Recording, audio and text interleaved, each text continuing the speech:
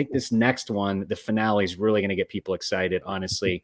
And this is from a client's perspective too, and that's what we've been all talking about here. But what's some of the biggest challenges that when you're setting up these campaigns, these NPI campaigns targeting these niche HCPs, like what are some of the biggest challenges that you've come across recently? Yeah, it's a really good question, Jason. There are challenges. This isn't super easy. I won't call it rocket science, right? It is marketing, but it's not the typical consumer, interest-based targeting. There are a lot of components to this. So one of the, I guess, more challenging things is that we have clients get really excited about being able to target very succinctly, right? And so one of the challenges is that in this medium, you still have to have a large enough audience to be able to address them and to find them, right? So it doesn't matter if we have the exact right audience, we have the exact message that they're wanting to hear, and we get in front of them, and get that message in front of them. If they're not ready at that moment in time because they're too busy or they have other distractions, or just for whatever reason, they're not ready to move forward, we did everything right. We didn't do anything wrong, but they're just not ready yet. And so sometimes it takes a little bit of time. So there's two things in that. One is making sure your audience is large enough, right? So generally around 1,000 in your audience pool is enough that we could, at least generate some conversion. Because if your pool's too small, we can still address those people, but the chances that somebody in there is ready right now is so much smaller. And so the performance will suffer as a result. And you don't want to burn them out, because if they're not ready right now, you got to stay on their radar for sure. But if you burn them out by being there too much, then you might actually detriment the relationship, right? And you don't want to do that. So that's one. And now I'm trying to remember my second point in building these. Long enough. So sometimes it just takes long. It takes you don't know when they're ready, right? So you've got to keep it going, keep that faucet running, so that when they are ready and they're thinking, oh, what was that new diagnostic test that I was hearing about that I needed to look into? And then they see it and they're like, that was it. And they're ready to kind of move forward and find out more and educate themselves. So you never know when that's going to be. And so being there when they are ready is an important component of this as well. Yeah. And just to go down the rabbit hole a little bit more, it's the messaging, at least for the niche HCPs that we're typically reaching out to. This is typically like cutting edge, like recent data, poster presentation.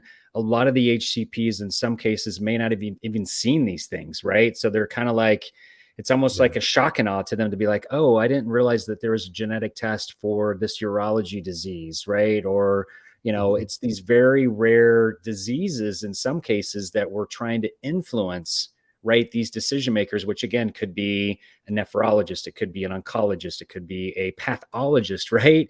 And a lot of times it's like a paradigm shift for them to see this. And it's probably like, hey, what is this? I don't know if I want to click on this, but it may spur them in the office to talk with some of their other key opinion leaders to be like, hey, I saw this test. They probably won't tell you where, but they saw this test somewhere, right? Or it will spur them to be like, hey, maybe I should, Google this real quick just to see, right? And so I think a lot of times the mindset is when they're launching these campaigns for 3 months, it's like, what's your normal sales process, right? To influence a nephrologist, a pathologist, does it take 3 months usually?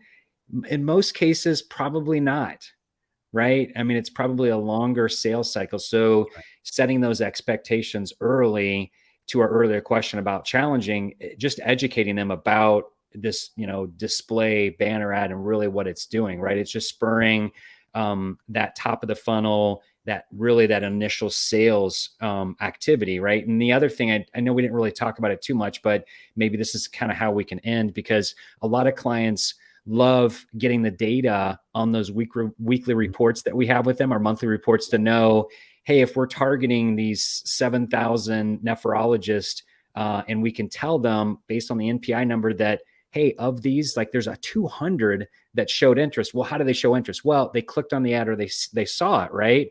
And then, those clients, when we jump on that call, they start drooling because it's like, oh, I can take this data knowing that they've seen the brand, because again, it's more than likely like a paradigm shift for them. They're educating their audience. So it's like, hey, sales team or inside sales team or outside sales team, leverage this data. We know that these people, these HCPs, right, have actually been shown the brand. Maybe they looked at a poster presentation. Maybe they watched that product theater that we recorded for them, right? But at least we're educating them. And, that is, I agree 1,000%. That is one of the biggest challenges, really setting expectations of what these campaigns are doing. And it really boils down to one of the things that we mentioned. It's like a billboard, right? You're just spurring that, right? And there's things that we can do to increase or decrease frequency, because just like a lot of the niche HCPs that we're reaching, it's a finite audience. There's only so many that we can like grow the adoption of that test or that medical device,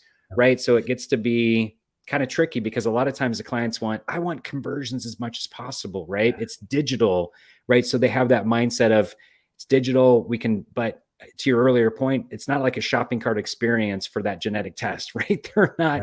And we try to educate them to be like, hey, what's your webinar? What's your white paper? Educate them, right? But it's also something where we don't know if they've seen your test, the brand. So we need to start, to your last point too, it's got to be a longer term, like 6, 8 months, 12 months. That's kind of the sweet spot where you can actually kind of move the needle. So to offer a solution to this too, Jason, when you have a niche audience that is smaller, there are other ways to expand it. So one of those ways to consider is that a lot of times these decisions of doing something like adding a test to your practice is probably not just that doctor, right? There are other influencers that are part of that healthcare that also can influence that and educate themselves. And so one of the ways that we're able to expand that is, okay, here are the specialists perhaps that we're trying to reach, but we can expand that audience to the PAs, the NPs that are attached to that same specialist in the same office. And then we have a little bit bigger pool. So there are ways to do it and to expand that still can be very effective, right? When you have a large specialty audience, then that's a little harder to do based on budget, right? Because you don't want your audience to be too big either. If you're on the other side, it's, your size has got to match what the budget is, and you might imagine, what is Coke's budget or what is Nike's budget, right? Their audience is in anybody and everybody, right? But they've got to have a budget, a marketing budget to kind of match that if they're really going to influence an audience. So same thing here, we can still expand it. There's opportunities there to expand. So I just wanted to offer that as a gesture option for, continuing to grow.